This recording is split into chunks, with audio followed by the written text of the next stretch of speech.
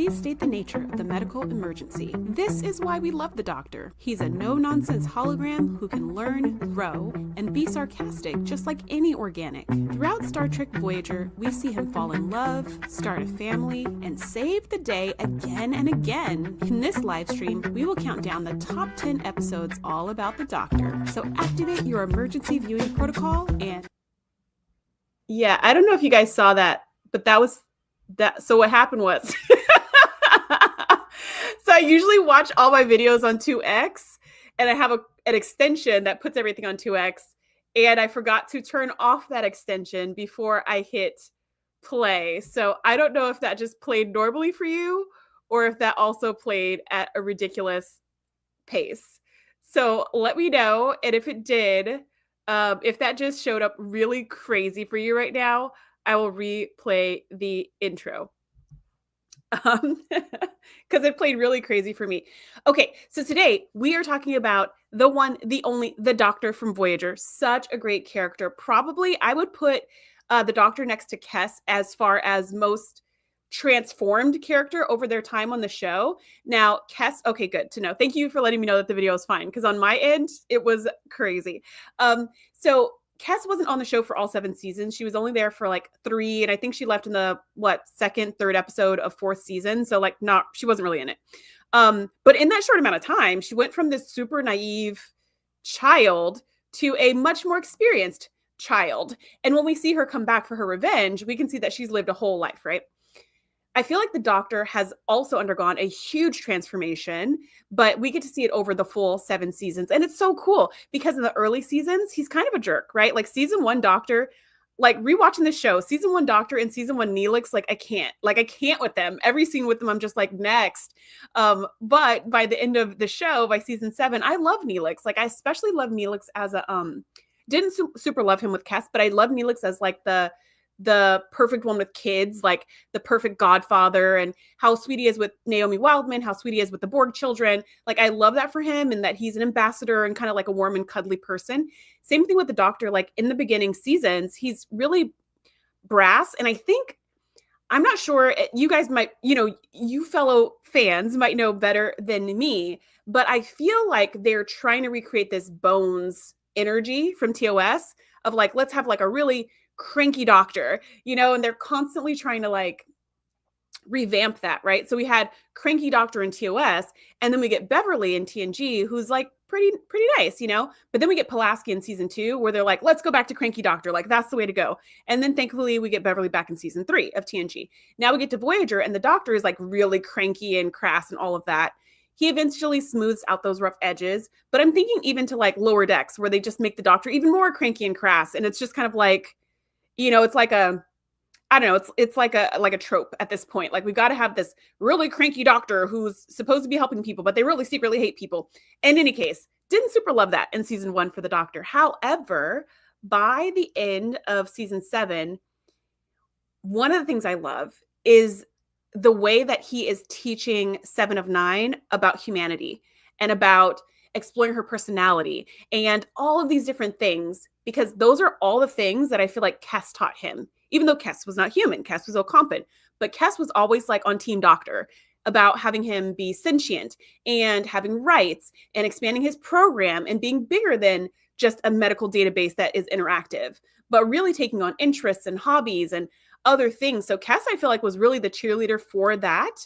And she got to see the fruits of her labor, which we're going to see in some of the episodes tonight, that she got to really see him grow into like an autonomous being. And then when 7 of 9 came along and she was an automaton, right, the Doctor got to mentor her through that same journey that he went through with his little programs on social etiquette and what it's like to be at parties and just all these little things, which I just think is really cute, that relationship between the Doctor and 7, the way he was always trying to like mentor her in humanity or whatever. But I love that transition, and he's just like a wonderful character. And they actually bring the Doctor back in Prodigy for a hot second, and I was so excited. I was like, it's the Doctor! Like I totally freaked out. And I think, correct me if I'm wrong in the chat, but I think they're bringing the Doctor back for the Academy, for Starfleet Academy or whatever that show is going to be called, and next year when it comes out or whenever it comes out. And that's going to be interesting because like technically since he's a hologram, he shouldn't age. So it's kind of like the Q situation. Like Q shouldn't age because he's a Q, but the actor aged. So like how do they figure that out for the show when they brought him back for Picard, which I think they did a lovely job of that. So I'm guessing they'll figure something out because they figured out how to make Data age for Picard and Q age for Picard. So I guess they'll figure out how to make the Doctor age for the Academy. But I just love that. Like I love that we're getting more of him. He's just such a wonderful character. So much richness there. I also love how he's kind of like, I don't know, he's just so full of himself, which means he's flawed, right? To me, he's kind of like the opposite of Harry Kim, who's just like so sweet and cuddly and cute and humble. And if you also like Harry Kim, check on my page because last week we did a whole show about Harry Kim. And he's not that. Like he's not lovable and cuddly and sweet. He's got this side of him that's kind of like sour and bitter and kind of like grumpy or whatever, but still a great character. Okay, so enough chit chat on my end. Let's get to the first episode on the list. By the way, if you're watching on the replay, you probably have stopped watching by now, but if you're still watching, there will be timestamps below so you can jump ahead at any time. So let's look at the first episode on the list. Season 2, Episode 3, Projections. The Doctor is activated under mysterious circumstances and is told by Lieutenant Barclay that he is actually a real person trapped in a simulation. As he struggles to determine whether he's a hologram or a human, the ship's reality keeps shifting all around him. This is what it looks like for a hologram. So let me know in the chat if that also played well, because it's still crazy on my side. Okay, so this first episode, Projections, I really enjoy this episode. And it's only, season 2? This is barely season 2. And I feel like this is solid. Like, this is pretty good. You know, season 1 of any show is always kind of like, with the exception of Battlestar Galactica, which was perfection. Most shows have a pretty rough season 1. And I feel like this was a solid entry into season 2. This is the very beginning of the show, of that season. And I really like this episode because when you're watching, you're kind of like, what's going on? Like, you're just as confused as the Doctor is about everything that's going on. And he's bouncing back and forth between, he's a hologram. No, he's Louis Zimmerman. No, he's a hologram. No, he's Louis Zimmerman. He's married to Kes. No, Kes is just his assistant, and all of this stuff. And there's even this scene, I showed it in that clip, where Kes is just like, how are you feeling? And he's just like, oh, I'm fine or whatever. And then she's like, so you don't really love me? And he's like, of course not. And then she's all like, so our marriage is over. And he's like, wait, what? So he's even like trying to, not only is he trying to regain what he believes is truth, but he's trying to play it off like it's not a big deal. Like he hasn't been losing his mind this whole episode. He's sitting there like, oh, yes, of course. I was just not feeling myself for a little bit of time, but everything's fine now, which is so the Doctor, right? And in that hallucination, Barclay is like, you've got to destroy the warp core. You've got to destroy the warp core, and keeps trying to get him to do this. And the Doctor keeps being like, no, that just doesn't seem right. No, I'm not going to do that. And he's like, if you don't do it, you're going to die. And then Chakotay shows up and is like, don't listen to him, Doctor. If you do that, you'll die. And he's like, oh, come on. You know, it's just like a really fun episode. And it's something that you can only do with a holographic character. So I love the fact that they took the time to build out scenarios that could only apply to a holographic character, because they could have done we've done the whole mind wipe, you're a different person thing a million times. It's done a million times in this show as well.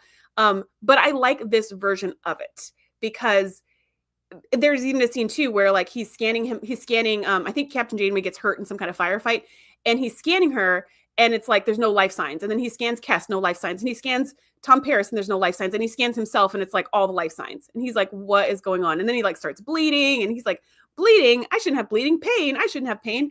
I mean, it's so fascinating that the way that a hologram loses its mind is to start thinking that it's not a hologram.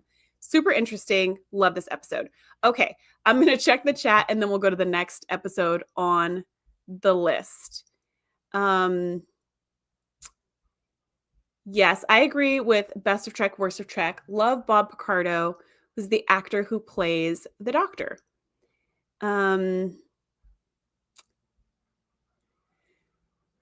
Okay, so Nadia says, I didn't get bones from the Doctor, to be honest. So you know that. So Nadia, you know my expertise in TOS is not that high. So I will take your word for it. But I just feel like that kind of, just saltiness, just a saltiness, the same kind of saltiness we saw with Pulaski, because Pulaski wasn't all bad, but she definitely had like not the best bedside manner. And I also feel like the Doctor did not have the best bedside manner. And Bones was like pretty much everything that happened in TOS is the foundation of Star Trek, right? Like they set the tone. So it's just in comparison to what they did. We can't really say like they didn't do it the right way or the best way or anything like that. But just in comparison, I feel like there were some things that they're like, this is probably why this works, so we should do it again. For example, not only do I feel like the Doctor is kind of like had that crassness that like doctors, that's like so unsuspecting for doctors, but also I feel like, and maybe this is just me, but I feel like Spock was like the non-human representative, right? The person who like is a mirror to Kirk's passionate humanity. And then in TNG, that was Data. Data's like the mirror to like passionate humanity. And then in Voyager, I feel like that's the Doctor. The Doctor's the mirror to that until Kes leaves the show, and then it's 7 of 9, and then she's the mirror to that. But that could just be in my head. PS2 Chipper says, Robert Picardo is the definition of no small roles, just small actors. He took a comic relief role and turned his character into a star role. Wingrace says, fun fact, Picardo got the job partially because he said McCoy-esque. Okay, I was like, how do I say that word? McCoy-esque line in his interview without even realizing it. I'm a doctor, not a nightlight. Yeah, I did hear that in an interview with Robert Picardo, that he was like in the interview and then he just said this phrase and he was just like acting, like he just came in straight up acting and he said that phrase. And apparently he did not know that was a McCoyism because he was not a Star Trek fan or watcher. He was just an actor. So he came in and he made that statement, which was not in the script. And they were like, oh, we love him. Clearly he's a fan because he said the magic words, which is pretty funny because the actor who plays Tim Russ, the actor who plays Tuvok, really is a Star Trek fan. Like you'll see him in other parts of the franchise, but like he's a legit fan. So I kind of like that Robert Picardo was mistaken for a legit fan and then got this role because he's wonderful. Crazy Normie YT says the Doctor is cranky. Nadia says, oh, you're right. That's how the Doctor channeled Bones. I stand corrected. And I think maybe the Doctor only said that sort of phrase a handful of times in all of Voyager, but every time it's lovely. Best of Trek, Worst of Trek says, I'm a doctor, not a wet nurse. PS2 Chipper says, Robert Picardo's middle name must be Ham because he's always hamming it up, which I love. Okay, Best of Trek, Worst of Trek says, the video looks like it was missing a few frames. Oh, thanks so much. Okay, yeah, video is going to be what video is going to be today. Let's see. PS2 Chipper says, Bones, Kirk, and Spock are a play on Freud's the id, the ego, and the super ego, respectively. I've heard that. I wonder if that was their intention, though, which maybe it was. I just don't know. I know people like to dissect like the thinking behind everything, and I'm curious if that's where that came from, and I'm curious if that set a precedent to where we need to have these 3 like legs of tension in every show moving forward. Nadia says, speaking of Bones, my all-time favorite Bones moment was in Star Trek 4 when he freaked out that dialysis was the Dark Ages and gave her a pill to grow a new kidney. Let's go. A pill to grow a new kidney. We need that. Where's that Kickstarter? Because we need to put some money into that. We're already kind of almost getting there with tricorders. We're kind of almost there with those 3D printers, turning them into replicators. But I feel like we got some ways to go to catch up with Star Trek. Okay, now let's go to the next episode on the list. Season 3, Episode 22, Real Life. The Doctor creates a holographic family to experience domestic life. At first, he creates them as sugary sweet people utterly devoted to him. But later, he allows B'Elanna to add a little more realism to the program. This turns his dream family into a nightmare. Almost too tragic. Okay, so this episode, sorry, I'm just freaking out because every time I play a video on my end, it like skips forward 10 seconds and skips back 10 seconds, and then it just goes back and forth and back and forth and back and forth until it ends. So every time I play clips tonight, I'm just like, what is going on? Okay, so this episode, I freaking love this episode. I feel like, what is this season? This is season 3, episode 22. This is the end, like towards the end of Kes's influence on the Doctor. And I feel like this is it. Like this is quintessentially her effect on him for all of the years that she's been with him. for him to get to this point where he's like, I want to have a family. And he says he wants to have a family because patients come in and they talk about missing their family back in the alpha quadrant, et cetera, et cetera. And he's like, I want to have more empathy for my patients. So even that is a testament to Kes, because in season 1, he was just like, patients are like getting on my nerves and they're standing in my way of happiness or whatever. And now in season 3, he's like, I want to have more empathy for my patients. I just want to feel what they're feeling, So he makes this family, and the first version of them is, oh, it's painful. Like the second version is like wild, right? But this first version where they're just like, hello, sweetie, have a good day at work. I mean, it's creepy. And when B'Elanna meets them, she's just like, real families are not like this. They're nothing like this. And the doctor's like, I don't understand the problem. If I was to pick a real mate, it would be exactly like this woman. And I'm sure our children would be exactly like these children. And she was like, I think we need to add in like a little bit more randomizing into this particular program. And he's like, fine, like I can handle it. And whoa, when he comes back to his perfect little family, the house is a mess. The son is in his room with the door closed, playing super loud Klingon music because he's going through a Klingon phase, though he is not at all Klingon, but he wishes he was Klingon. And then the daughter is like playing, I think, Parisi Squares or something like that, but she's playing the game that's way too mature for her, but she's really good. So she's on the varsity team, but he's like, you're too little to play with the big kids, And the wife is all like, hey, honey, so glad you're here. Kiss, kiss. I'm on my way out. And he's like, wait, where's my dinner and my slippers and my newspaper nicely folded? And she's like, honey, it's Wednesday. It's my night where I go and like whatever she does, because she's a working woman and she's got extracurricular activities. And she's all like, so you have dinner tonight. Enjoy. Right. And he's like, what is this? I didn't sign up for any of this, but I love that. I love that now he has to tackle real freaking life. And as he's trying to figure it out and come to terms with this new family dynamic, his initial approach is to try to fix them. He sits them all down and says, from now on, you will go back to the way I wanted you, right? You will do this and this and this. You will do this and this and this. And he even tells his wife, like, these are going to be our scheduled nights. Instead of Tuesday, Thursday, it's going to be Monday, Wednesday, Friday. So that way we can all like, whatever. I mean, he thinks he's helping, right? He's like, I fixed the family calendar.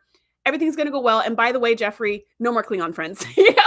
So he comes in to try to save the day and he tells his daughter, you can't play that game anymore. And of course it goes horribly wrong, right? The son is like, you can't tell me who my friends are. And the wife's like, yeah, you can't. And you also can't treat me like a kid and dictate my schedule. And then the daughter's all freaking out, like, I want to play varsity. You hate me and all this stuff. And they all storm out. And the doctor's like, I suck as a parent, right? He's just like, that was a fail. That was a swing and a miss. But his daughter, they have such a sweet relationship. The daughter comes and like cuddles with him and just goes, you made a real mess of things, didn't you, Daddy? It's just really, really sweet. And I love just seeing the doctor wrestle with this. Now, the sad part, which was mentioned in the chat, is that the daughter unfortunately gets fatally wounded while playing this game that the doctor did not want her to play. And there's a scene where they're in the hospital because he's a doctor. So of course he's been working on her in the program, like doing the surgeries or whatever, but she's not going to get better. And there's a scene where she looks up at him and she's just like, Daddy, am I going to die? And he was like, computer end program. Like he just ended it. And he was like, I'm done. My experiment with family is over. Like I am never going to that program again. I'm good. Then I think Voyager gets in a firefight or no. They don't get in a firefight. Tom Paris is on a shuttle doing something. Space something, and he gets too close to a something, and he gets injured, and then he gets beamed to sickbay. And so while the doctor is like scanning him, the doctor just starts going off on him, and he's like, you need to be more careful, and you don't care if you get hurt, and you don't care who it affects, and all this stuff. And Tom is like, whoa, where is all this coming from? Like, clearly you're upset about something that has nothing to do with me. And that's when he comes clean and he says, my daughter, she's dying, she and Tom's like, I'm so sorry. And he's like, well, my experiment's done anyways. Like, I'm not going back to that program. And Tom is like, well, real, humans or, biologicals, we can't just turn off the program when life gets hard. And the doctor's like, well, good thing I'm not a human because I can. And Tom's like, okay, well, let me come at you a different way. You are depriving yourself of the comfort of your family in this time. And you are depriving them of your comfort. So you're making a really selfish decision to not like finish the program, and go back in there, have your last minutes with your daughter, grieve with the rest of your family, and like fully process this experience. Tom of all people, right? Like, I would not think that that would be the person to give this particular speech to, but it totally worked. And the doctor went back and the daughter did die. And it was super sad. Like, this one I cannot watch without crying. But it's such a good one. And it's such a good one for the doctor too. Because again, this is something you can only do with his character. Sure, any of the other characters or any of the other cast members could have had holographic families. Why not? Holographic boyfriends and girlfriends? Sure. Fairhaven was a thing for a while. Lots of hooking up. Okay. But this is different. Like, only a hologram could fully appreciate and understand a completely holographic family. And, you know, he would turn himself on and off whenever he needed to like do experiments or whatever in sickbay. So for him to be able to, whenever he was off or turn himself off from sickbay to go spend time with his family, like that was absolutely a human experience, even though the humans on board Voyager could no longer experience that because they were so far from the Alpha Quadrant. But I just love this episode. Such a good one. Such a good one. Highly recommend. Love seeing the doctor's growth as a person and as a doctor in this episode.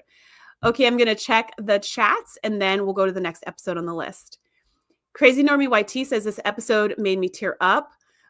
Yes, same. Nadia says this episode is awful. It is so depressing. It's, yeah, really. Oh, yeah, it doesn't depress me, but it is, it's really heartbreaking. It's really sad. Best of Trek, Worst of Trek says, I love the Leave It to Beaver family in the beginning, but by the end, I kind of hate this episode for killing a kid for no good reason. Yeah, I guess it was maybe so the doctor could feel things, and Nadia's on board with that. I guess they killed the kid so the doctor could like experience loss and grief.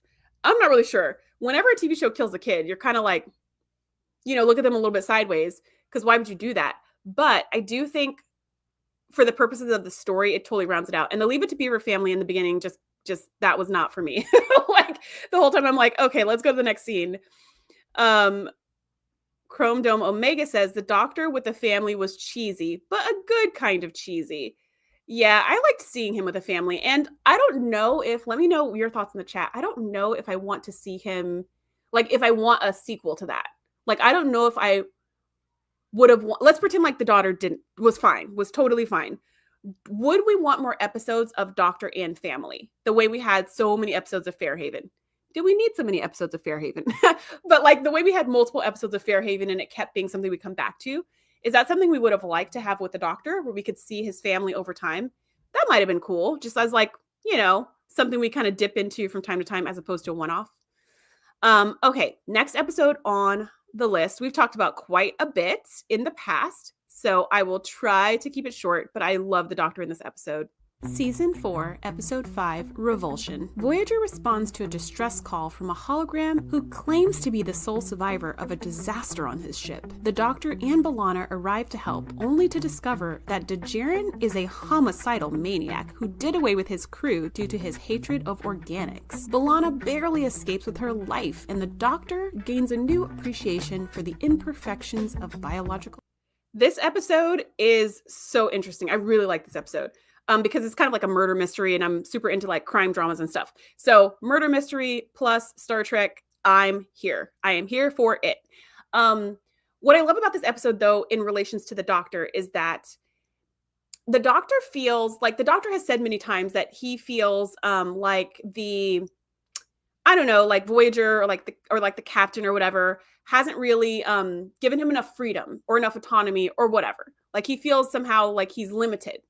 And sometimes he feels limited. Sometimes he feels like, I'm so grateful that you give me so many experiences. So it kind of depends on the day. But like overall, he feels like he does not have as much autonomy and authority as he would like.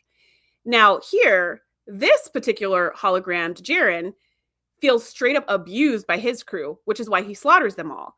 Because he's like, they were misusing me and just, treating me badly. And that's why I hate all organics and they deserve what they got or whatever. So what I love about the doctor in this episode is like that juxtaposition, that contrast between a hologram that maybe really was abused. I mean, because clearly it lost its mind, to a hologram that feels not abused, but like neglected or like not always fully appreciated, I think is a better way to put it. The doctor doesn't always feel fully appreciated. And for him to see and be like, oh, okay, well, if I let my bitterness like keep going and I start interpreting what the crew is doing or not doing, I can kind of go down this spiral of crazy town and then end up doing more harm than good. At the very end of the episode, B'Elanna is saved, thankfully, and they're in sick bay. And I think he's like, patching her up or whatever. But he pretends to be DeJaren for a second. He's just like, look at you, filthy organics, touching my hypo sprays and blah, blah, blah. Like he says all this stuff and everyone's like they look at him like, oh my gosh, has he been infected by the crazy virus? And then he's like, just kidding. I think this place could use a little more biological touch. And he like drops the hypo spray on the floor and like makes it a little more messy. And I feel like it just makes him appreciate the imperfections of humanity a little more and appreciate his crew more, because his crew definitely does not like abuse him or like give him these really menial tasks that they don't want to do. He's the doctor. He is the freaking doctor. And without him, everybody would be screwed with medical needs, because the only other person they have, especially after Kes leaves the show, is Tom Paris to like do whatever he learned in the academy or whatever, like basic first aid, but not some kind of neurosurgery and all this stuff. So, yeah, really good episode. And I love seeing the doctor be like at first he's just like, another hologram like me. Let's help you get this ship turned around so you can have, you can take your ship back to your home world and figure it out. And then at the end, he's just like, okay, this guy's got to be stopped. And he's willing to do that even to a fellow hologram, because he realizes that this hologram has just gone off the rocker completely. Okay, I'm going to check the chat and then we'll go to the next episode on the list. Windgrace says that Prodigy was teasing the doctor with a new love. I don't remember that. I remember the doctor. I don't remember a new love. So, I don't remember, but I love it. Like, if that's the case, Windgrace, I am happy for the doctor. Best of Trek, Worst of Trek says, love me some Leland Orser. This dude is a great, creepy, recurring actor. Especially in this episode, they make him like super pale, almost like Borg skin tone. And, or maybe they were going for like Data. And the way he like moves and looks and acts is so off-putting. And even the way he like talks when he's around B'Elanna, like there's a scene where B'Elanna's eating a sandwich. She's taking a break. She's eating a sandwich. And he looks at her and he's like, you eat like a fish. You take little bites. And he's like looking at her and like saying all this stuff. And she's just like, okay, like what? Why are you okay? And then he's talking about organics and how it's so interesting that they have to like secrete things and like consume things, and just the way he delivers these lines it's this weird mix of like naive creep, right? Because he says it in a way that's almost childlike, where he's like, oh, you eat like a fish, right? So it's like a childlike thing to say, but then the way he's like staring and like so intense about it makes it seem like, is this naive or is this dangerous? It's like hard to tell. Such a good episode.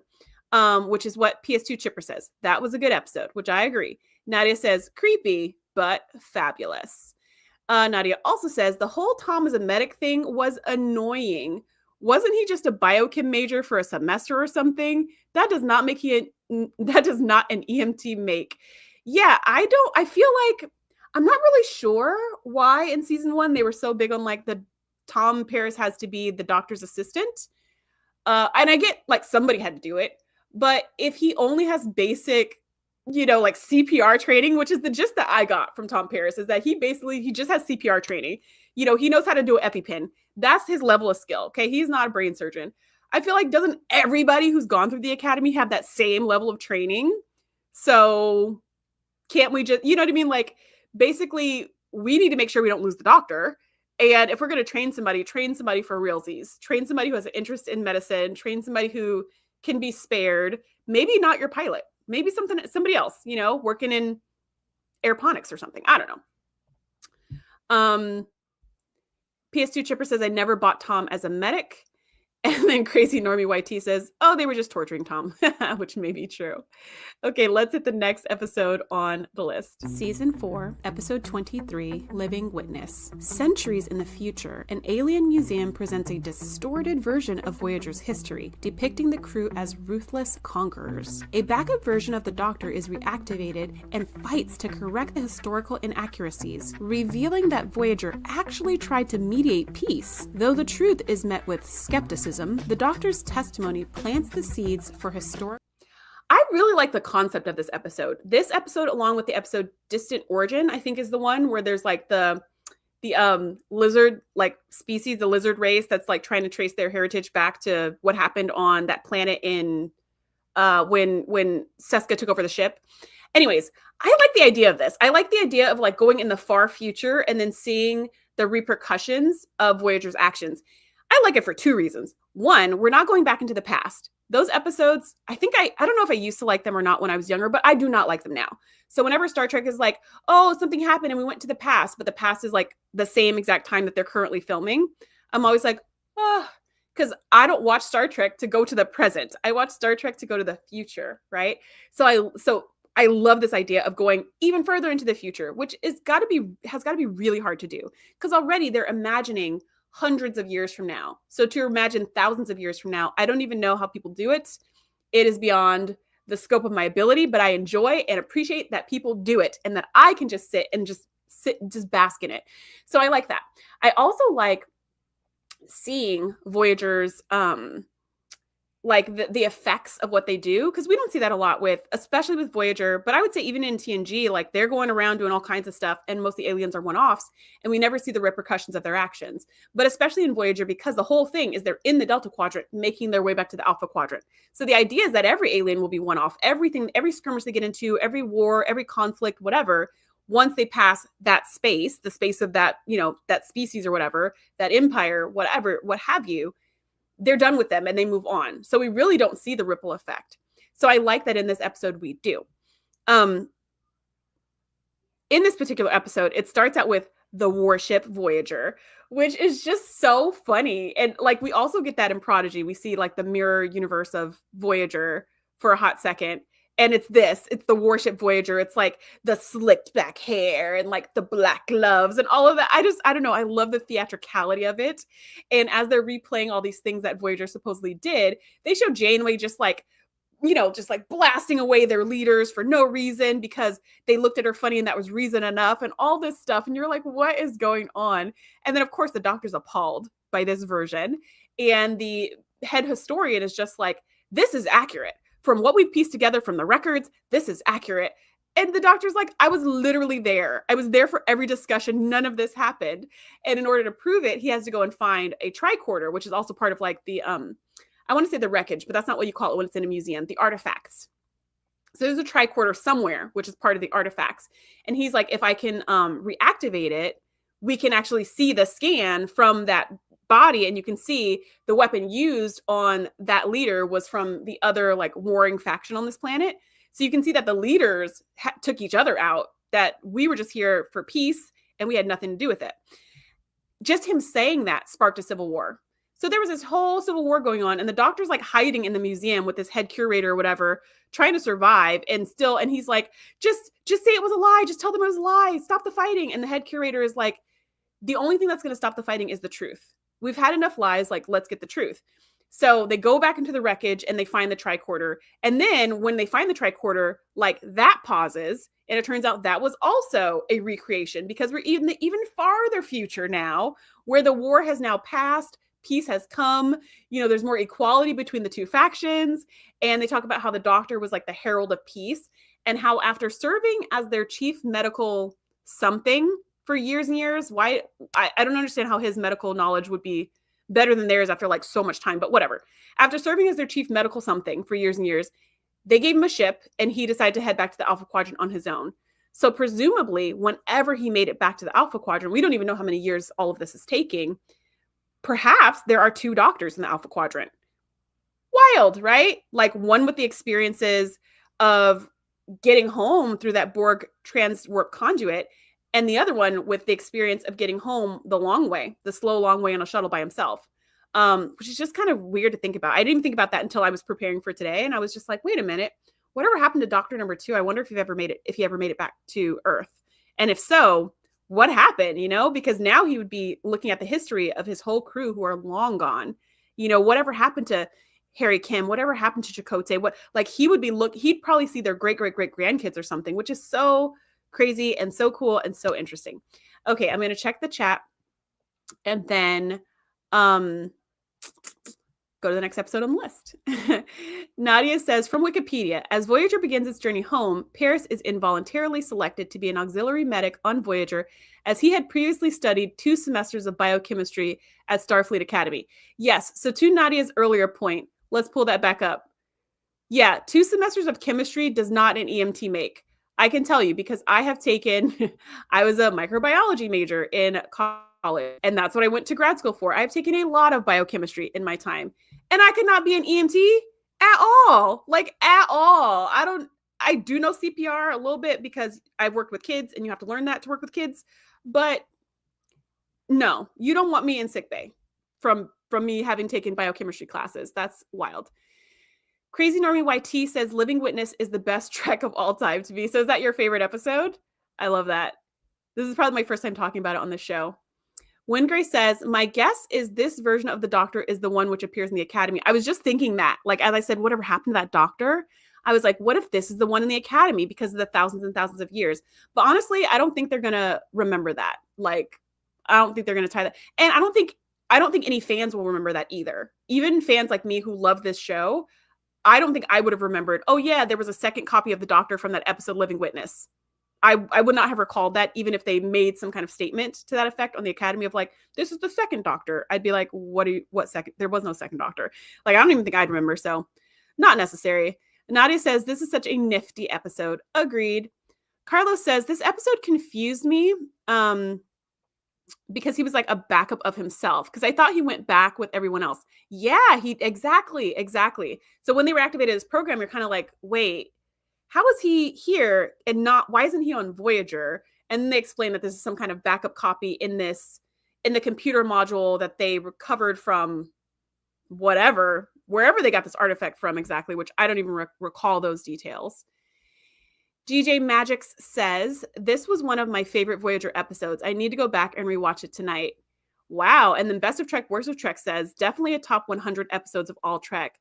Which remind me, Dustin, how many episodes of Trek are there? 800 and something? 816 or something like that? Yeah, so for top 100, like, that is high praise. And Nadia says, this episode is Voyager's answer to Thomas Riker.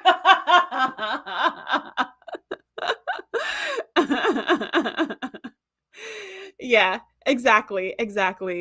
But now I am kind of curious what happened to the Doctor, but I love episodes like this of like these future casting episodes of like what happened in the past because of what they did and what was maybe misinterpreted and what has to be reinterpreted. It's just so interesting, fascinating.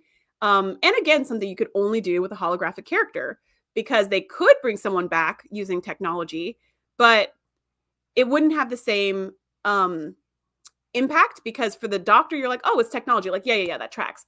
For if they brought back anyone else, they'd have to like do the DNA and do some kind of Jurassic Park nonsense to get them back. And you'd be like, why are you doing that? Like, what are you going to do with this person now? Okay, with that said, let's go to the next episode on the list. Season 5, Episode 11, Latent Image. The Doctor discovers that someone erased part of his memory, leading him to investigate his own past decisions. He uncovers that he once had to choose between saving 2 patients, and when he picked the one he was emotionally closer to, it led to an ethical paradox and a complete... So, this episode is kind of... it's not that memorable to me. It's kind of like whatever, right? And I don't know, Dustin, you let me know where this was in your list because I doubt this was in top 100. But I could be wrong.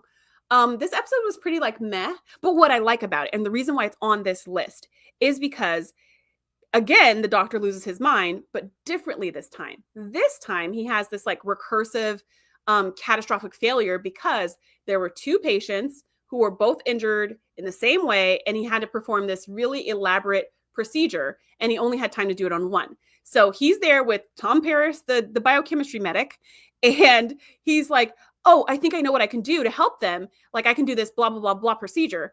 And then he goes, but I don't have time to do it on both. And Tom goes, all right, walk me through it. We'll do it side by side. Like, scalpel, like, tell me what to do. And the Doctor goes, it's too complicated. I couldn't possibly talk you through it. And then Tom yells at him and says, then make a choice, Doctor, or we'll lose them both. And the Doctor's like, and then rushes over to Harry Kim, and Tom's like, whatever. Like, mind you, Harry Kim is Tom's best friend, but he does not insert himself in this. Like, he steps back and lets the Doctor decide, and he's like, pick something, anything, but we're going to lose 2 people if you don't make a choice. So he picks Harry, which, and then, they do everything and Harry's saved, but unfortunately the other woman, I think her name was Jatel or something like that. I don't remember, but she didn't make it. And, then he felt like a horrible person and a horrible doctor because he was like, I picked Harry because I'm closer to him. He knew that he picked Harry because he was closer to him. He was closer to him. So then he felt like he let a patient die because they weren't friends, as opposed to he had to pick one. Are you saying you couldn't do brain surgery if a surgeon was there giving pointers? Yeah, I'm not really sure how. So hold on. Let me put this on the screen. So Best of Trek, Worst of Trek says, Charisse, are you saying you couldn't do brain surgery if a surgeon was there just giving you a few pointers? Because that's what Tom was saying. Like, talk me through it. Just tell me where to put the beam and I'll put it in there. I feel like, though, if we had Kes could have done it, because Kes was really like actually studied anatomy and all the doctory stuff. And Tom did not. And then PS2 Chipper says, if only they had the second doctor for this episode, that would have solved the problem. But he feels bad about that. And what I like about where they take the doctor in this episode is that he's like, how do I reconcile choosing my friend? Like, how do I pick? Which, keep in mind, if he wasn't more emotionally close to Harry, how was he going to choose anyways? Was he going to flip a coin? Because he still had to choose. He still had to pick one. It just would have been based on some other factors. But all else being equal, which it was, the factor he used was like his emotional closeness. So how would he have chosen otherwise? I don't know. But I feel like whatever he used to choose, he could have been in the same situation of being like, oh, I picked her because she's slightly younger and had more life expectancy or something like that. And then he'd be like, that was the wrong call. Because this particular situation, like, there's no winners here, you know? However, so because he kind of spiraled out and couldn't do his job anymore because he was like, I'm a terrible doctor. I'm not fit to do anything on anybody. I'm just going to kill all my patients. You know, like he was going to the extreme. With the little ones, we call it catastrophic thinking. It's when like one little thing becomes like the end of the world. And Janeway's solution was like, just delete all those files, delete all those memories, make it so it never happened, and then the doctor will be fine, which actually worked. The doctor was totally fine. But then he started figuring out that there was something suspicious going on, and then he uncovered the memories, and he realized it was Janeway, and so she had to tell him the truth, and then he spiraled all over again, and she was like, see, this is why we got to delete those. And then it was actually 7 of 9 who advocated for the doctor and was like, doesn't he have the right to expand his programming additional, like in this case as well? Like he has to come to terms with making hard calls and feeling regret and doubt. That's another part of expansion. It's not all learning opera singing. You know, sometimes it's being like, man, I made a call that I'm not happy with or proud of, or I wish I could have done differently, but I don't know if I could have done differently. And I have to process that. And so she was like, okay, that's what we'll do. So they just like put him in the holodeck, took him out of sick bay, just put him in the holodeck. And then they just had different bridge crew people, different friends just come in and just kind of sit in the chair and just sit while he ranted and raved about what a terrible person he is. And that was it. And that's why I feel like the episode as a whole is just like pretty lackluster. But the idea that someone could be so torn because of a choice they've made is legit. And seeing how that affects a holographic being, I think is an interesting idea. So the idea, I think, was a good idea. The episode itself is kind of like, whatever. It's not a bad episode, but it's not changing my life. PS2 Chipper says, I can do brain surgery. Can't guarantee success, but I could do it. Right. It's like, okay, Tom, maybe not. Maybe not, buddy. DJ Magix says, McCoy did brain surgery with a little pocket device in Voyage Home. So, yeah, why couldn't he have a duplicate of himself help him in the holodeck? Ooh. Oh, that is an interesting idea. Oh, I like that idea. Like, why couldn't the doctor just go to the holodeck, like just recreate the sick bay in the holodeck? Or he didn't need to go to the holodeck because sick bay has a bunch of holo emitters, whatever, either way. But why couldn't he just recreate another version of him that could do exactly what he was doing? It didn't have to be the full doctor, right? It didn't have to have his entire matrix. It didn't have to have his whole history of everything he's ever learned. It could be like, you know how like on Photoshop or whatever, there's that tool that just like, I forget what it's called, but it just mimics whatever you're doing on one side. So like if you click something, it clicks the same thing on the other side. Like, couldn't he have just designed a version of him like that could have done the surgery at the same time? That is super interesting. See, now I feel like that was a missed opportunity, which I would have never had that thought before. Nadia says, moral of the story, everyone go become friends with, or at least bribe a trauma surgeon. Stats. Moral of the story is become a trauma surgeon. Best of Trek, Worst of Trek says, got this episode pretty low on my list. Wait, low is good though, right? Like, right? You said top 200 episodes. Okay. Not bad out of like 800 or however many bazillions of episodes there are. PS2 Chipper says, remember there was an episode of TNG where Data had to keep an alien race secret when the rest of the crew had their minds wiped and Data was like, no problemo. Yes. That episode, it was called Clues. And it was when that xenophobic race like knocked everybody out, except for Data. And then Data was like, I'll keep up the ruse, but then he left too many clues behind and everyone pieced together and they came right back to that planet. And the alien species was like, man, now we have to destroy everybody. And then they were like, no. Picard was like, it was just too many clues and humans love clues. We just have to get rid of them and then we won't come back. And the second time around, it totally worked. When Grace says, that's why I like the one episode of Last Man on Earth. They tried to learn surgery and it actually failed miserably. PS2 Chipper says, I thought about that. How much processing power does it take? Didn't it take the Enterprise computer to create Moriarty? Yes, it did. And DJ Magic says exactly. Yeah, it did. I just never thought about that, though. It's a really cool idea. Okay, now let's go to the next episode on the list. Season 6, Episode 13, Virtuoso. A snobby alien species obsessed with the Doctor's singing talent offers him a chance to leave Voyager and become a celebrity. He is elated by the admiration and praise, and he develops a crush on one of the aliens. But he is devastated when they create their own holographic singer. And this episode, I love this episode. I don't know why, but I like it when the Doctor just starts singing opera. Maybe because he's good at it. I don't know. It's so irrelevant. It's also like I like it. I like seeing Riker play the trombone or Data play the violin or whatever. It's just something just kind of like, oh yeah, they do other stuff.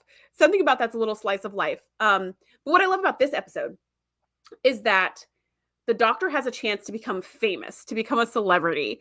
And again, like the Doctor is the perfect person. I feel like this whole let me bring you in and make you a celebrity pitch would not have worked with literally anyone on the ship other than the Doctor, right? Like Janeway would have been like, man, I got a ship to run. Get out of here.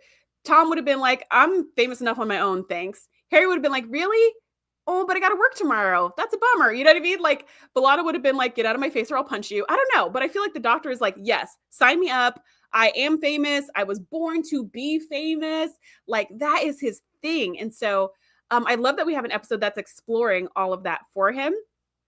And this woman whose name I totally forget, but the woman from this alien race who was like putting on the shows and stuff for him, she totally made it seem like she was kind of falling for him, right? Because he of course fell for her immediately because the Doctor's a big softie.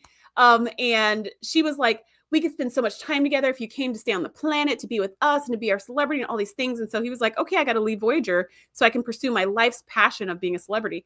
And he tells Janeway this. He's like, I made a tough decision, but I got to go. And Janeway's like, no, you can't leave. And he's like, oh, it's because I'm photonic. That's why you don't want to let me leave. But they have technology. They can take care of me and all this stuff. And she was like, no, it's not because you're. And it was funny because he said something to the effect of like, you're treating me like a machine. You're not treating me like an individual with my own autonomy. And then when she says, well, what's life going to be like once Voyager leaves? Because we're not coming back for you. Like if we leave you on this planet, we are gone and we are still going to the Alpha Quadrant.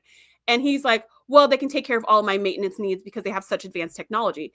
And then she was like, okay, now which one of us is thinking of you as a piece of technology? I'm talking about your emotional needs. I'm talking about your needs for friendship. I'm talking about more than just, messing with your program and making sure it stays virus free or whatever. Like I'm talking about how are they going to support you as an individual?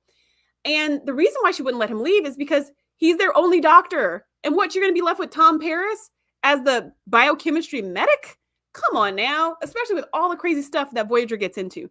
You need a really good doctor. You need the Doctor. This again would be another great place for a second Doctor to come back or something. But like, yeah, there's just no, as the captain of the ship, like I don't see how Janeway was able to finally say yes to that request. For that reason is because we depend on you for our literal lives. Just like we're not going to let the warp core go off and be famous. Not to say that the Doctor is just a warp core, but like another thing that we absolutely 100% depend on for life. We depend on this. Like, you are the reason we're going to get home. Without you, we're not going to get home. You have to stay. But she granted him that because he is autonomous. You know, he has the right to make his own choices. And then, of course, the second he goes down to the planet to be like, okay, I'm going to get out of my contract with Voyager. I'm going to live here with the love of my life. She's just like, oh, I just created another one of you. But all he does is sing. He doesn't do all that like nonsense doctory stuff that you guys do from like the Dark Ages. He doesn't bleed people with leeches like you do. Instead, he just like sings everything I want him to sing, which, by the way, if you hear the singing of the new Doctor, it's awful, right? Like, it is so bad.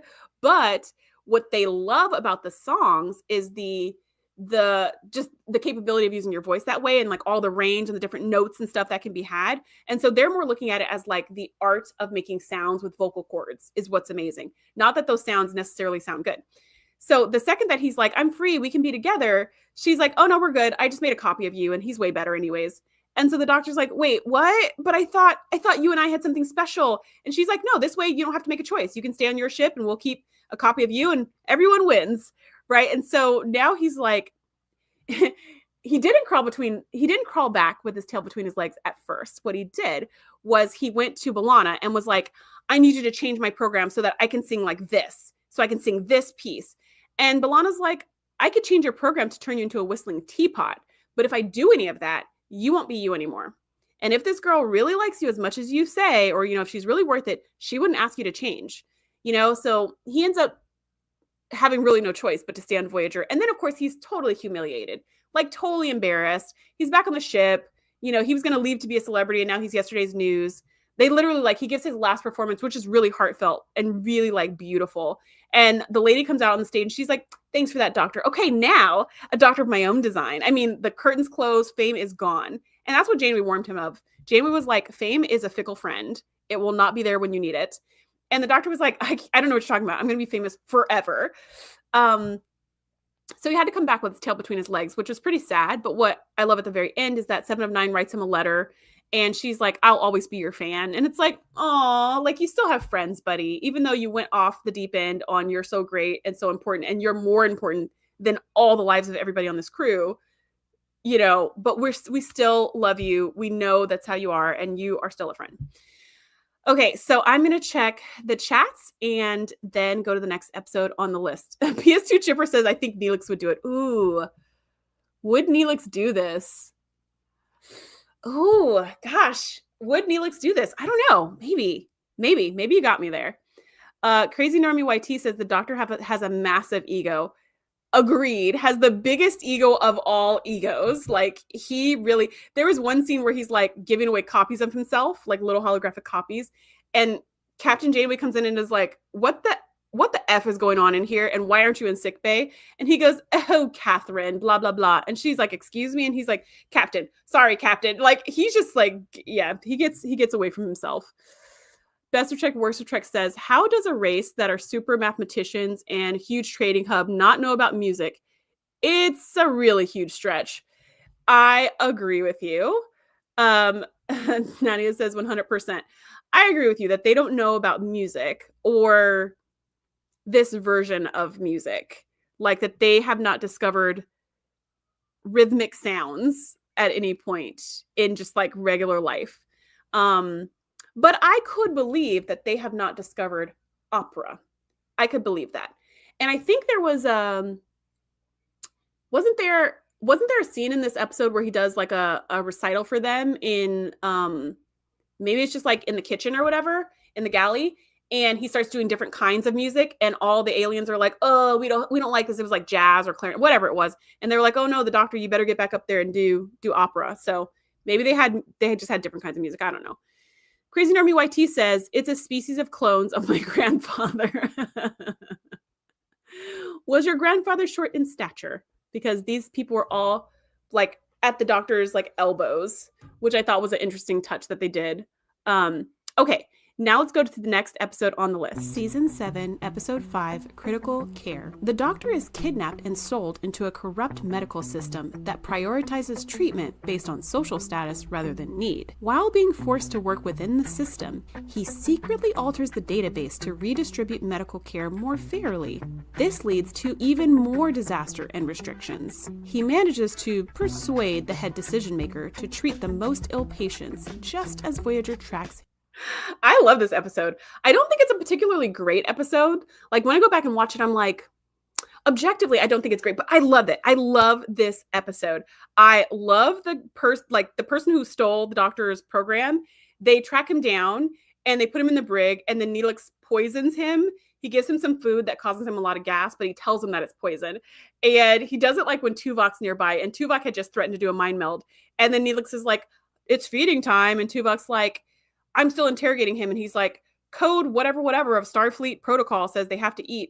And he gives him this food. And then Neelix does this whole thing where he's like, oh, is it not agreeing with you? Yeah, first there's the cramps. And then there's the diarrhea or whatever. And he just starts going through all these symptoms. And he's like, I mean, the doctor could treat you if only we knew where he was. Unfortunately, this is fatal and it's only going to get worse. Good luck with that. Right. And Tuvok's like, did you just poison this man? And Neelix is like, nah, it's fine. Like, I'm just telling him that. So he releases, he gives up the true location, and he does. And I liked that. I like seeing Neelix be crafty in a helpful way. That was really nice. But also this whole hospital is so frustrating. It's so frustrating. And it's just like, yes, it's a hospital, but it can like really be applied to so many things where bureaucratic layers are put in place to maintain the status quo, even though the status quo is maybe not the best thing, but they're trying to say it is the best thing. So with these people, something happened. There was like, I don't remember the details, but there was like all kinds of devastation medically and whatever. And so whatever the computer's name is, which I'm forgetting, what do they call it? The helper, whatever they call the machine, whatever they call the computer came along and it solved all their problems. And it put all these things in place, including kind of like work hierarchies, people who are in this caste versus this caste versus this caste. And it just spread it through the whole society, including medical care. And this like brought order to all the chaos, and it fixed all their problems. The allocator, thank you, Grace. The allocator fixed all their problems by deciding who gets what and who goes where and who works where and blah, right? So in theory, it's like a great idea because now everything's fair is what we're thinking. The allocator is making everything fair.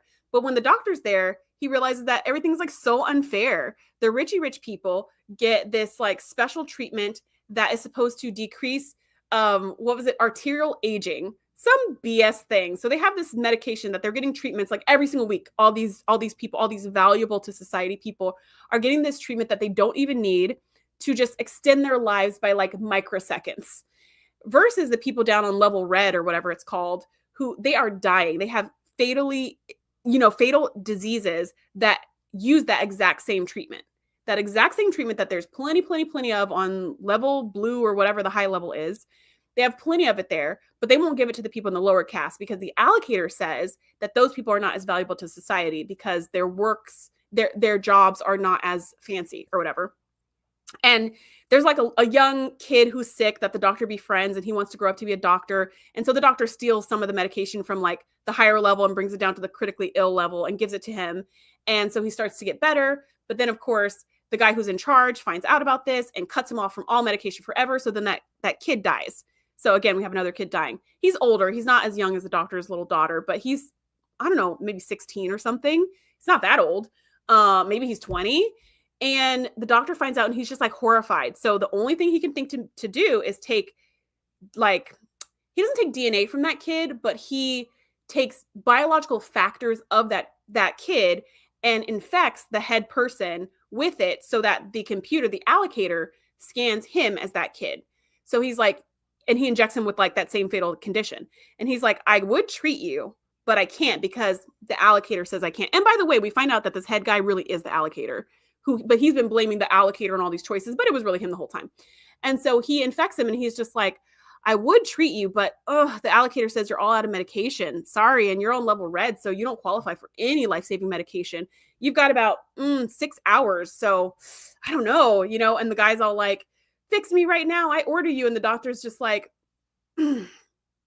know what I mean? And then the other the other real doctor who works there, the doctor who's just working his butt off trying to save lives as much as he can, is like, what are you doing, doctor? We're supposed to help people. We're not supposed to hurt people. This is wrong. Like all this stuff. He's so outraged by the doctor's behavior. And the doctor's like, look, I have to do this because this is the only way these people are going to get treatment. So then, of course, the guy, like Voyager comes to save the day. But before they take him, the doctor's like, we have unfinished business. So what's it going to be? And then the head guy's like, fine, fine. Because the doctor says, I would be happy to treat you because I know that there's a lot of patients on this floor who would need treatment for arterial aging. And so basically blackmails him to get all this excessive medication that is completely unneeded on level blue down to level red. And so this guy agrees and everybody gets treated. So the one part of me is like, the doctor was making a point because he was so frustrated, right? But the other part of me is like, man, those people got treatment, but probably like that one kid who died, that was their treatment. And then as soon as he left, the allocator took back over, and everything went back to the way it was. There's no like permanent change in this system. It's really heartbreaking. And it's heartbreaking too, I feel like, for Dr. Voji, the one who was being mad at the doctor for his actions, because he's just like doing the best he can with limited resources and tools. And he didn't even know level blue existed. Like he had never even been to the Richie Rich area until the doctor was up there and like got him in to like to sneak his program back down to the people who actually needed care.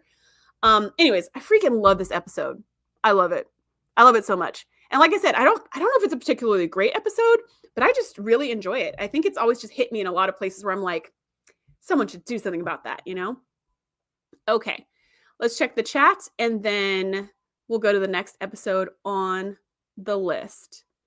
When Grace affirmed for that last episode, Virtuoso, that the snobbish aliens hated Harry Kim and the Kim Tones. The Kim Tones. Is that what they were really called? I don't even remember that. Nadia says, this episode is depressing, but wow, does it reflect elements of U.S. healthcare today? Glad I live in Canada. Yeah, I think it reflected elements of U.S. healthcare in 1993 as well. Like, I don't even think it was that crazy or wild, right? It was just like, how Star Trek, this is when Star Trek does what Star Trek does best. It's just like, let me show you social issues, but in the guise of space and aliens so that it's a little easier to talk about. Carlos says, some alien who jumped into Tom's body knew he could stroke the doctor's ego so he could bunk off of work. Oh man, Tom was always skipping work. Yeah, there was that episode where oh gosh, what was that episode? It was called it'll come to me. But there was that episode with that guy, I'm saying guy, but that person who was like jumping bodies and had jumped bodies with Tom Paris and then was just like, I don't want to do anything, like I don't want to work. And everybody was like, what's wrong with you, Tom? And he was like, you're all boring. And he tried to jump to another body. Oh, he was just a mess. Best of Trek, worst of Trek says that pesky Hippocratic oath. Yep, it got in Dr. Voji's way. Crazy Normie says Neelix and the doctor were both kind of scary in this episode. Yes, I agree. They were both kind of scary in this episode. PS2 Chipper says, man, this must be a throwback to TOS. I wonder why you say that. Let me know more. Nadia says, OMG, anyone else think that Elon and Josh are trying to recreate the allocator? I feel like the allocator idea, is supposed to come from a good place, right? The idea of let's let something impartial manage things logistically, like take all the feelings and emotions out of it, but just logistically, what makes sense? What are the hard calls that humans don't have to make? I think that's the idea behind it. But honestly, with this whole allocator in charge, that guy whose name I don't remember, but that head guy was the allocator. He was the one who programmed the allocator. He was the one who said what the allocator could and couldn't do. And no one could speak to the allocator unless he was present. So he was kind of like a Wizard of Oz. Like he was the great and powerful Oz hiding behind all these animatronics that he's really puppeting. So the idea, I think, comes from like the idea sort of makes sense, but also like it would probably just fall into exactly what this was. To be like, oh yes, it's an impartial computer, but really it's not. It's just somebody who's super partial and super biased, making it do exactly what they want it to do. Yeah, Crazy Normie says implications of AI are kind of scary. Exactly. PS2 Chipper says, I like TNG to decompress for the day. Yeah, so don't watch episodes like this because they're not like they're not super like bring you up at the end of a hard day. Nadia says, I don't know, using AI to make major administrative decisions in public service, where I would say using AI to make any kind of like big decisions. I use AI quite a bit to help me organize my thoughts, brainstorm. Earlier today, I used it to help me find a new computer because this lovely thing that I'm on right now is about to die. And then I won't be able to make videos anymore, which would be super sad. So I used it because I was like, oh, I don't know. Like, I don't understand what these things mean. I don't know what a 4DDR is. I don't know what this is. So I was like, what do I do? Do I need to like find somebody who knows about computers and explain to me what this is? Because I don't want to become a computer genius. I just want to know, can this computer do what I need it to do? So I just copied all of the specs, threw it into ChatGPT, and I said, I am looking for a computer that can do this, this, and this. I want it to be compatible with this software. Here are the requirements for this software. Can this computer that I'm looking at do it? And it was like, great. No, it can't do that. Yes, DDR4. Exactly. I looked that up today. I was like, what's a DDR? And it was like, I was like, is that the same as RAM? I don't know these things. I'm not a freaking computer person. You know, I use them. I like them. That is it. And it was super helpful. So all that to say, and then I was like, what computers would work? And then it was like, these computers would work for these reasons. It was so helpful. And so I ended up buying a new computer that will be here in a couple days so I can keep making videos for you guys. But like stuff like that, I find so helpful. But yeah, using an AI, I completely agree with you, Nadia. Using an AI to make decisions about like public health or like healthcare or just like things that humans need to make decisions about. And you know what? Going back to that episode about the doctor having to make that hard call and living with himself, that's part of being human, making hard calls and having to live with yourself. And I feel like we can't abdicate that in every way, shape, and form. Sometimes we need to make hard calls and we need to live with that. Like that's part of living in this world. Yeah, Carlos says, oh yeah, the episode where the rich are put first. I like this one.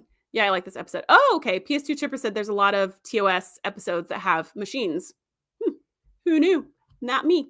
Okay, let's go to the next episode on the list. Season 7, Episode 7, Body and Soul. When the Delta Flyer is boarded by aliens who outlaw artificial life, the Doctor transfers his program into 7 of 9's body to evade detection. He experiences newfound physical sensations and 2 romances, while leaving 7 furious with how...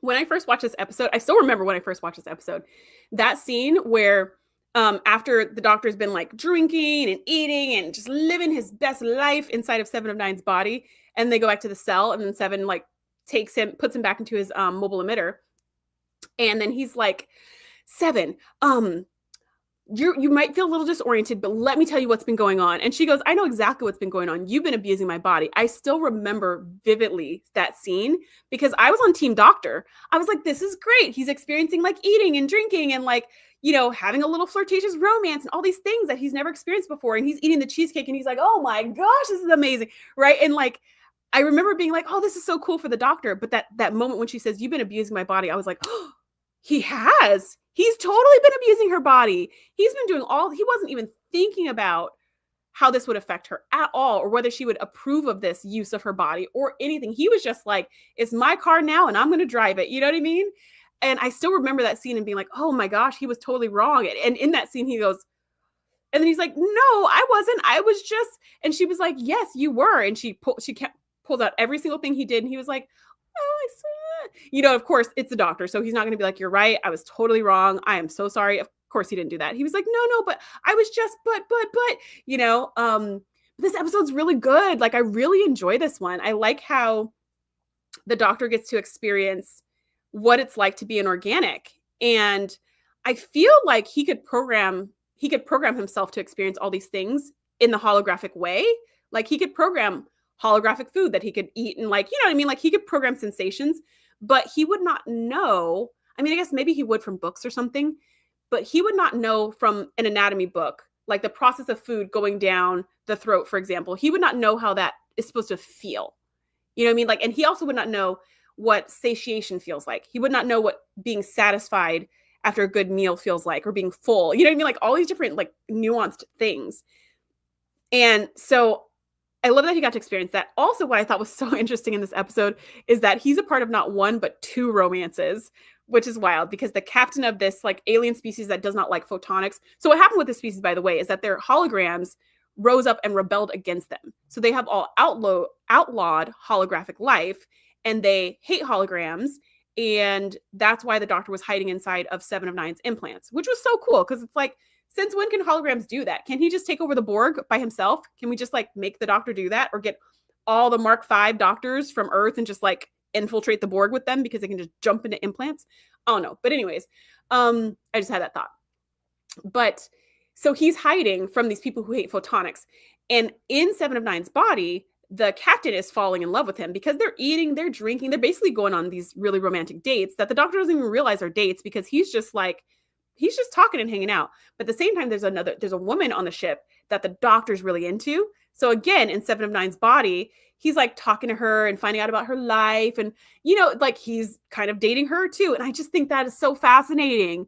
It's kind of an idea of gender fluidity without being an idea of gender fluidity, right? This is not the outcast. We're not calling out any kind of gender identifiers in this, like blatantly. And maybe that wasn't even a thought in their minds when they did this episode. But I think it's so interesting, right? That the Doctor, who's a male hologram, is in a female body and having these experiences with men and women.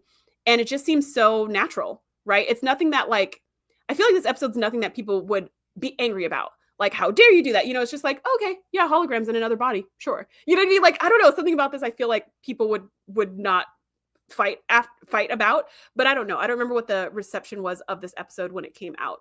In any case, I think this is a good episode. It's really interesting. In the end, Voyager comes to rescue Seven and Harry and the Doctor, and they get into a firefight and whatever. So Seven ends up having to put the Doctor back into his mobile emitter so she can deactivate the shields and so they can be rescued.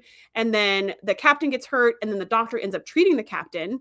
And so kind of shows them like all photonics are not bad, right? I saved your life and I'm a photonic. But at the same time, the captain feels so betrayed because he was falling in love with Seven of Nine, only to find out it was the Doctor inside of Seven of Nine's body. Like, what a ripoff. He doesn't really know this woman at all. He doesn't know Seven of Nine at all. And then, of course, the woman who the Doctor had a crush on is just like, you're a photonic. How long have you been in there? You know what I mean? So it's like, in the end, it all falls apart. But interesting idea. Super interesting idea. Nadia says, the actors were great in this. Best of Trek, Worst of Trek says, Jerry Ryan gets to have some fun. More of an amazing 7 episode.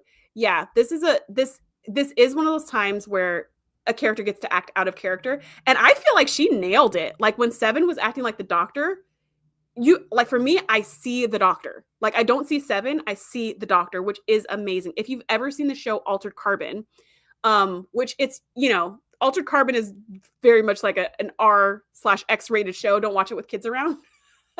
But in that episode, people their personalities and identities are inside these chips in the neck. And so they can take the chip out and put it into somebody else, like surgically, not just like the way I just did it, but they can put it into somebody else. And so they call a body a sleeve. So they can just be in different sleeves.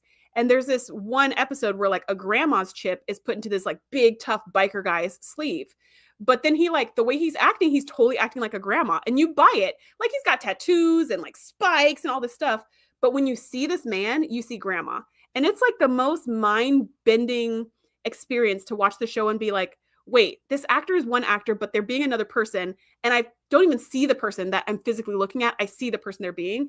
That was this, right? 7 of 9 is the Doctor. When she's doing all this and she's got his gestures and his movements and the way he talks and like the way he does his face, like she just totally, she nails it. DJ Magic says, I just watched the cheesecake scene earlier. That was when the Doctor/7 eats cheesecake for the first time. I can totally relate to that experience. Yeah, I can't because I don't like cheesecake, but I like all other desserts. And it did look super good. And I like when she takes that bite, when he takes that bite, and the captain's like, and she's like, oh my gosh, I never imagined. And the captain's like, is this your first time having that? And she's like, no, of course not. And then he goes to take, and she's like, let me get you a slice. Yeah, PS2 Chipper says, pain is what makes us human.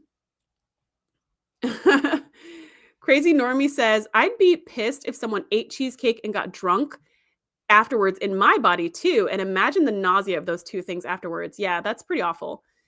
DJ Magic says, could the Borg assimilate the Doctor's mobile emitter and create holographic Borg? And can we possibly get a holo Hugh or a holo Icheb? Rest in peace. So we see in the episode Drone that that drone did assimilate the mobile emitter and use it as part of their like brainstem, but they did not create any holographic versions. Ooh, that's such an interesting idea. I really like that idea. I like that idea a lot. Like holographic Borg, I don't know, because they would still need holo emitters to do their thing. But that's just super interesting.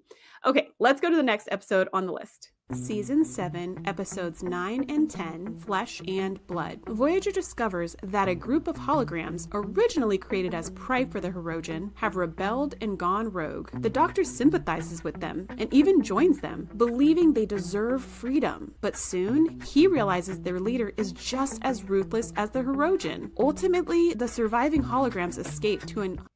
So I've talked about this episode, or it's like a two-parter, but I've talked about the episode Flesh and Blood many times because I think it is excellent. I think it's so good. And you know what? I always remembered this in my head, but it wasn't until me preparing for this conversation.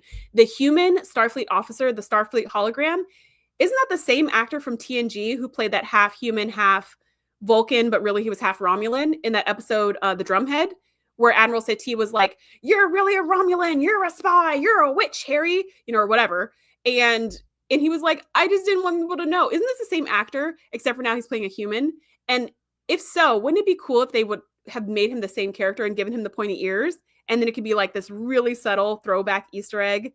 I just had that thought. Anyways, love this episode. It is so interesting to see holograms kind of rising up and taking back their power. This is, ironically, in that last episode, the reason why they hated photonics was for this very reason. However, I would say the Hirogen had it coming because they were just, it was one thing for them to hunt down all the holograms as part of their cultural necessity to hunt, but it was a totally other thing for them to get one of their scientists to change the holograms so that they were sentient, so that they felt fear, so that they felt pain, and so that they remembered every single time they were killed. That was totally unnecessary. None of that was necessary. They could hunt these people, like the people, they could hunt them without them remembering every single time they were killed. They could hunt them without them being like terrified. All those changes were so cruel, but they wanted a better experience of hunting. And boy, did they get it, because the holograms were like, bump this, like, we're gonna take the fight to them. And their holographic leader, Iden, was just as ruthless. And can you blame him? Because this is what he's coming from. So he's just meeting them on their level, and he's just as ruthless. But the Doctor, at first, he's like, the holograms deserve to be free. And then when he sees that Iden is just like bloodthirsty, he's like, I think he gets a little bit throwback to Revulsion. And he's like, I don't know about all that though. He's like, freedom is cool, but I don't know if you guys should now become the hunters and start scouring the galaxy, trying to like do away with all the Hirogen and anybody else who dares mistreat a hologram. Like maybe that's like too far in the other direction. And the Doctor is actually the one who ends up destroying Iden's program, which has got to be tough. I rewatched the end of that episode just earlier today because I didn't remember how that episode ended. I remember it ended kind of vague, but like what happens to the holograms, and I couldn't really remember that. So I rewatched the end, and what happened, in case you don't remember as well, is that all of the holograms were deactivated and like stored in or maybe deactivated, it's not the right word, but they were all stored in like a memory bank inside the holo ship. And there was one hologram left who was like the second in command to Iden, and she was a Cardassian. And then there was one Hirogen left, the one who reprogrammed all the holograms to feel pain and fear and all those things. He felt really guilty about that because he saw how they were being, he just, at first he was like, I don't, each change he made, he was like, And then it was just like, oh my gosh, like, this is awful. Like, what you guys are doing is wrong. What we are doing is wrong. What I have done is wrong. And so he's the one who's trying to broker peace and trying to stop the fighting and trying to all this stuff. So in the end, the Hirogen are sent back to because there's like a whole thing where Voyager intercedes, but the Hirogen are sent back to their ship. They leave the holograms be and they go do their own thing. The holograms are kind of on their ship, and Janeway comes to the ship and she talks to the head, the one hologram standing, the Cardassian woman, and says, you can be transferred to our holodeck and your program will remain active. So basically she'll be like the Doctor, but without a mobile emitter, right? She'll still have to stay in the holodeck, but she can stay there forever. And she was like, the captain was like, I don't want to just like leave you out floating in space in this holo ship all alone. And she was just like, this ship is my home. Like, I'm not going to leave this ship. And then the Hirogen was there, and he was like, she's not going to be here alone. I'm going to be here with her because she's in this predicament because of me. I've done so much wrong to these holograms, and I just want to make it right. So, and then the captain's like, well, I don't have any right to tell either of you what to do, because this has nothing to do with me really, other than, the part that I played in giving this technology to the Hirogen. But now you guys can do what you want, right? So, but she does say, I just urge you to think about the consequences of your actions. And I was like, ooh, brave card to pull, Captain Janeway. That was a brave card for you to pull. I just want you to think about the consequences of your actions. Okay, miss, let's destroy the caretaker's array. Okay. But anyways, so she leaves them. And then the next scene, so that's why their future is kind of a big question mark. They go off on the holoship and we don't know. But the next scene is the Doctor, and he's in sickbay, kind of feeling bad because he sort of betrayed his whole entire crew to leave and go and support the holograms, and he joined them in the rebellion and all of that. And then he, because Iden promised he would not hurt Voyager, but as soon as Voyager got into the conflict and was trying to keep the Hirogen and the holograms from fighting, then Iden changed his mind and was like, she's proved that she hates holograms, so we've got to take her out. And the Doctor's like, but you promised. And he's like, well, now that we see her prejudice, I have no choice. So anyways, the captain's there and the Doctor's like, take my mobile emitter as punishment. Basically, this is your equivalent of putting me in the brig, but because I'm the Doctor, I'm too valuable to literally be in the brig, but I'll just stay in sickbay. And so the captain's like, do you think that's appropriate? And then he's like, and you can take away my autonomous functions, and you can take away this, and you can take away this, and you can take away this, everything that makes him him. And she goes, so you want to turn back the clock and make it just like when you were first activated? And she was like, that's not right either. And she says, you're just as guilty as I am for giving them the technology in the first place. You made your choices, I made my choices. We both have a lot of fault here, and I cannot possibly punish you for just being you. And so she stands up and she just goes, I expect to see a full report of your away mission.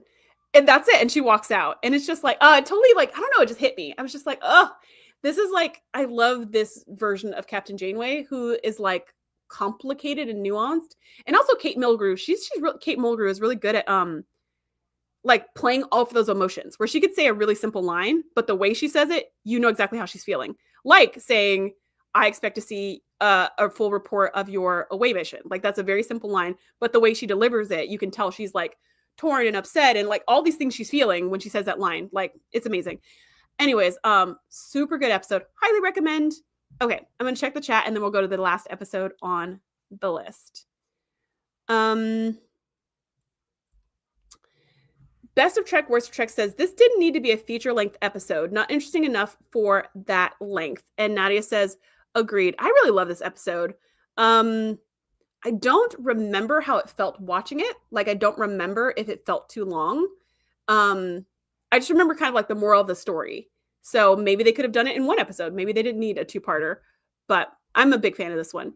Okay, yes. So that was totally the actor from the drumhead, because that's what I always remembered. I always remembered it being the same guy. But when I was watching today, I was like, oh, and it is the same guy, but obviously it's several years later. It's 10 years later, and I was like, that is him, right? But he didn't have the pointy ears. So I was like, wait, is that him? Yeah, nuts. Okay, let's go to the last episode on the list. Season 7, Episode 24, Renaissance Man. The Doctor is forced to impersonate multiple crew members after the ship is taken hostage and Janeway's life is threatened. Using his advanced holographic abilities, he outsmarts the kidnappers, but his deception nearly leads to his program being permanently... So this is just a fun episode. This is just a fun popcorn episode. It's silly. I don't know. So the Doctor and Janeway get captured. They were in a shuttle. They got captured by some aliens, and the aliens are blackmailing the Doctor to steal the warp core from Voyager for them, because they I think they traffic in scrap metal or something. I don't know, but they're trying to get the warp core because it's valuable and they can get money for it or something. And so they're threatening Janeway's life if the Doctor doesn't do this. So the Doctor uses his skills to impersonate everybody on the ship, basically. He comes back as Janeway and he's like, we've got to eject the warp core and just go live on the nearest M-class planet. And they're like, what? That doesn't sound like Janeway. So Chakotay comes to him and is like, Captain, you don't sound like the captain. So the Doctor incapacitates Chakotay and stuffs him in a box and takes his comm badge. So now he's impersonating Janeway and Chakotay, depending on who's in the room, right? And so then, and he's impersonating this evil race that's this evil alien species that is forcing them to get rid of their warp core or else they'll be destroyed or whatever. He's also impersonating them. So then Harry Kim uncovers the truth that, wait a minute, this is just a hologram. And wait, the hologram underneath the hologram is just the Doctor. And at the same time, Chakotay, who's really the Doctor, is standing behind him. So now he incapacitates Kim and puts him in a cubby. And now he's just like, it's just really funny. And then at the end, they save the day, like they get their warp core back. It's all fine. But the very end, he's gotten so many programs running that his program is disintegrating. It's just falling apart because it's got all these extraneous programs of him trying to maintain the Janeway personality and the Kim personality, all these things. And so they're in the holodeck and B'Elanna's like trying to purge all this excess memory, but he's pretty sure that his program is gonna be deleted and he will never come back. So he gives his mobile emitter to Janeway, and he's like, please donate this to the Daystrom Institute when you get to Earth. And she's like, Doctor, I don't think that's necessary. He's like, but please do, just if I don't make it. And then he just starts confessing to everyone, to every single person, like every mean thing he's ever done to them or every mean thing he's ever said about them. And you're just like, oh my gosh. So he's like, Captain, I wrote this thing about you. Don't read it, just delete it. And he's like, Tuvok, I told so-and-so about that eruption on your, never mind, that was discreet. I shouldn't have said that. And he's like, Harry, I'm sorry that I said your playing sounded like a blah, blah, blah, blah, blah. And Harry's like, what? And he's just like insulting everyone. And then he turns to Seven. He's like, Seven, I have to tell you. And she's like, please stop speaking. She's like, please remain still and please be silent so that B'Elanna can purge your program. And he's like, no, I have to tell you, all those times doing your diagnostics, looking away when you took off your clothes to do whatever he was saying. And you're just like, and Seven's like, and everybody's looking. I mean, the scene, just thinking about it, it like makes my cheeks hot and it just makes me want to laugh because everyone's looking like, really? You know, Tom is back there like, tell me more. What else did you think about Seven, right? And she's like, Doctor, please. And then he's like, but I have to say it. I love you, Seven. And then his program goes away.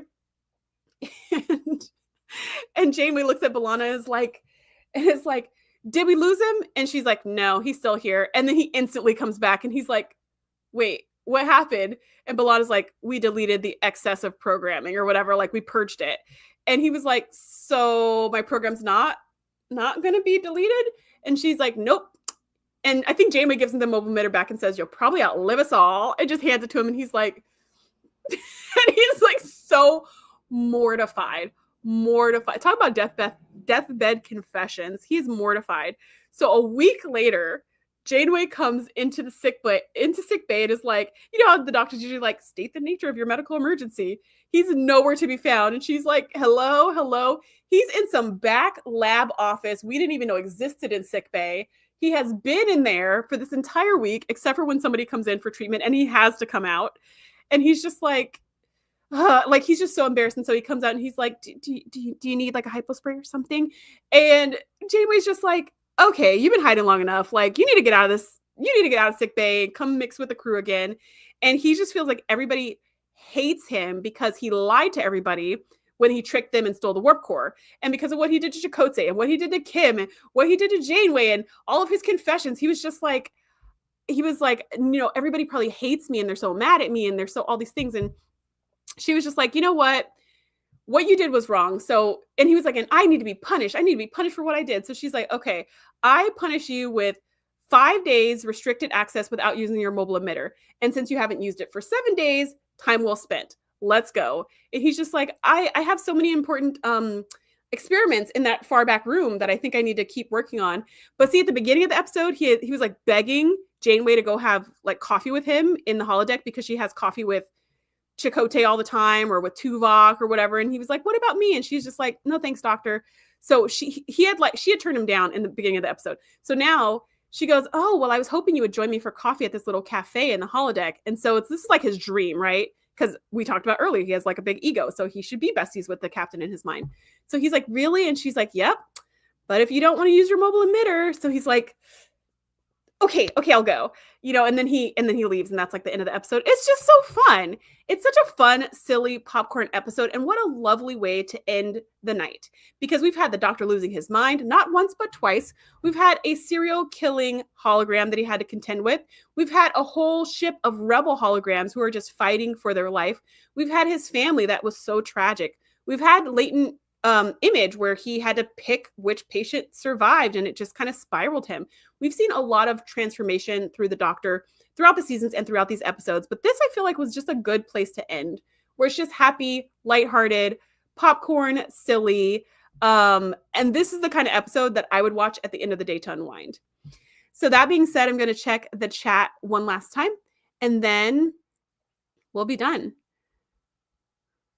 Best of Trek, Worst of Trek says, did Picardo get 3 checks for playing himself, Janeway, and Chakotay, and Harry Kim?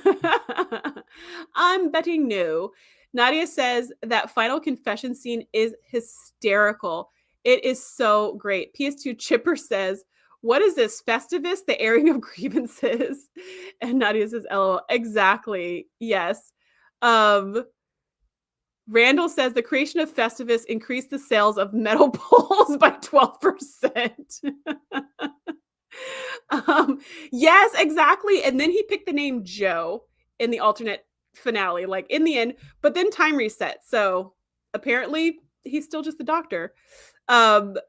With that said, thank you so much for coming. We may not have a call next week, depending on if my new computer works or not. So if I don't see you next week, I'll see you the week after. And almost every Wednesday for a live stream to talk all about Star Trek. Thanks so much for coming and have a great rest of your day.